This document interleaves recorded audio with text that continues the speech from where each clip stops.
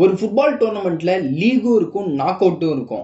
அப்டின்னா, அதுதான் league cum knockout format. Welcome to 30 day series of football until the FIFA World Cup starts. UEFA champions league, FIFA club world cup and அது மட்டும் இல்லாம இப்ப நடக்க இருக்க world cup கூட இந்த ஃபார்மேட்ல தான் நடக்க போகுது. முதல்ல டீம்ஸ குரூப்ஸா டிவைட் பண்ணுவாங்க. குரூப் ஸ்டேஜஸ்ல அவங்க குரூப்ஸ்ல இருக்க டீம் கூட ப்ளே பண்ணி டீம்ஸ் பாயிண்ட்ஸை கலெக்ட் பண்ணணும். இந்த ஸ்டேஜ் வரைக்கும் இந்த டோர்னமெண்ட் லீக் ஃபார்மேட்ல ஒர்க் ஆகும். குரூப் மேட்சஸ் முடிஞ்சதுக்கு அப்புறம் டாப் டீம்ஸ் நெக்ஸ்ட் ரவுண்டுக்கு குவாலிஃபை ஆவாங்க. இதுக்கப்புறம் தான் நாக் அவுட் ஸ்டேஜஸ் ஸ்டார்ட் ஆகும். அதாவது ஒருவேளை ரவுண்ட் ஆஃப் 32 இல்லனா ரவுண்ட் ஆஃப் 16, அதுக்கப்புறம் quarter finals, semi finals and final of finals. இந்த நாக் அவுட் ஸ்டேஜஸ்ல ஒரு மேட்ச் தோத்தாலும் டோர்னமெண்ட்டை விட்டு வெளியே. அதனாலே பிளேயர்ஸ் இந்த நாக் அவுட் ஸ்டேஜஸ்ல ரொம்ப எஃபோர்ட் போட்டு ப்ளே பண்ணுவாங்க அண்ட் அந்த மாதிரியான மேட்சஸை பார்க்கறதுக்கு ரொம்பவே சுவாரஸ்யமா இருக்கும். குரூப் ஸ்டேஜஸ்ல கன்சிஸ்டன்சி தான் முக்கியம். அதுவே நாக் அவுட் ஸ்டேஜஸ்ல ப்ரெஷரை ஹேண்டில் பண்றது தான் முக்கியம். ஸோ லீக் ஸ்டேஜஸ்ல பாயிண்ட்டை கலெக்ட் பண்ணணும், நாக் அவுட் ஸ்டேஜஸ்ல சர்வே பண்ணணும். இதை ரெண்டுத்தையும் மாஸ்டர் பண்ணாதான்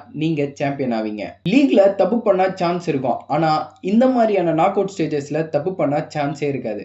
அதனால தான் லீக் மேட்சஸை விட இந்த லீக் கம் நாக் அவுட் மேட்சஸுக்கு ரொம்பவே ஹைப் அதிகமா இருக்கும். ஸோ ஃபுட்பால் பத்தி ஃபுல்லா தெரிஞ்சுக்க சீரீஸை ஃபுல்லா ஃபாலோ பண்ணுங்க.